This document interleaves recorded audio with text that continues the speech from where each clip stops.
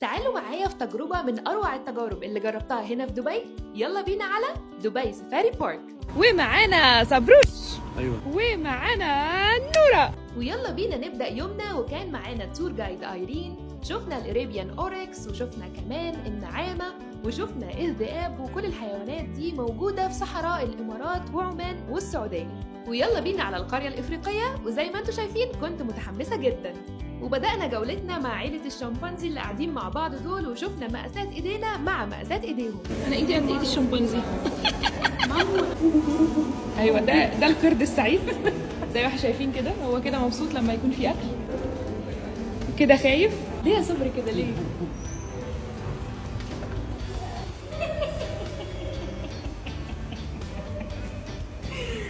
جماعة عايزين تشوفوا صبري في الداي اوف؟ صبري شفت نفسك في الداي اوف؟ انا قدام التي في. يا لهوي بيعضك. وتعالوا نتعلم درس من البغبغان ده، انك ما تترددش، لانه كان متردد انه ياكل وفي حد تاني جاي ياكل اكله. بص ده حرامي، ده حرامي حرامي، بص حرامي، انت حرامي، بص يمشي ازاي. ويلا بينا نكمل رحلتنا، وشفنا في طريقنا الهايينا، ويلا بينا على بيت الزواحف. وطبعا اول حد لازم يستقبلنا هو العنكبوت.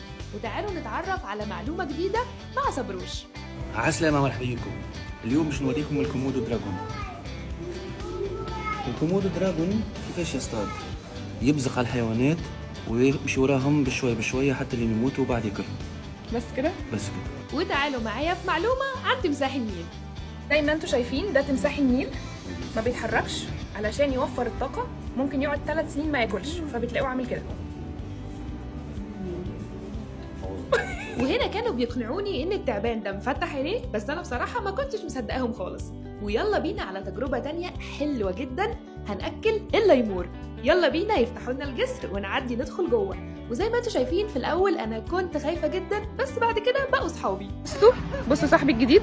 تعالى خد، تعالى، لا قرب، لا قرب، تعالى. تعالى. يا خلاصي. وصبري بقى ما اقولكوش كان قد ايه مستمتع جدا بيهم. ليه؟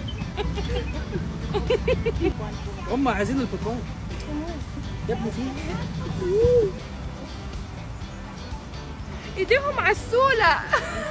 يومنا لسه ما خلصش، خليكم معايا نركب الباص اللي بينزل الميه. احنا دلوقتي في الباص جوه المية مع فرس النهر. الدنيا اخر رواق معاهم خالص، قاعدين بيتشمسوا.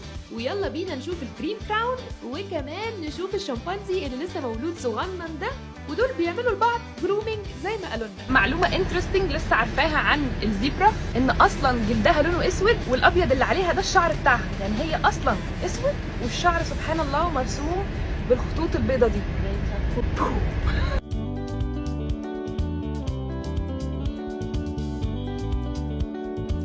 وايوه يا جماعه، هنشوف اسود وهنكون قريبين جدا قوي منها كده زي ما انتم شايفين. احنا شكلنا كده جينا في وقت مش مناسب، حتى لايون كينج كان قاعد يتشمس. ومعلومه كمان، الصخور هنا بتتبرد لهم عشان الحراره.